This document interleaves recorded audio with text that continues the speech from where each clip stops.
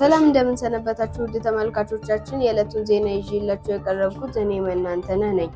የ6ኛ እና የ8ኛ ክፍል ተማሪዎች የሞዴል ፈተና በያዝነው ሰሞን መፈተናቸውን ርዕሰ መምህርቷ ገልጸዋል። ከዚህ ጋር ተያይዞ የቅድመ መደበኛ እስከ 4ኛ ያሉ ተማሪዎች የሙከራ ፈተና ተፈትነዋል። በሶስተኛው ሩብ ወሰነ ትምህርት በትምህርት ውጤትና በባህሪ ዙሪያ ለውጥ ላመጡ ተማሪዎች እንዲሁም ብዙ ኃላፊነቶችን በብቃት ለተወጡ ተማሪዎች ማበረታቻ ሽልማት ተሰጠ። በጣም ሃይስቱን ማን ስኮር እንዳረጋት ታውቁም አይደል? ላስት ታይም ማን ነበር ላስት ታይም?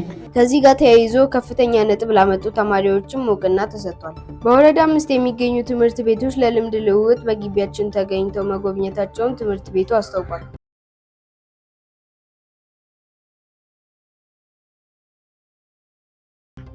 የእጅ ስራ ክበብ አባላት የተለያዩ ስራዎችን መስራት መጀመራቸውን የክበቡ ተጠሪ አስታውቀዋል።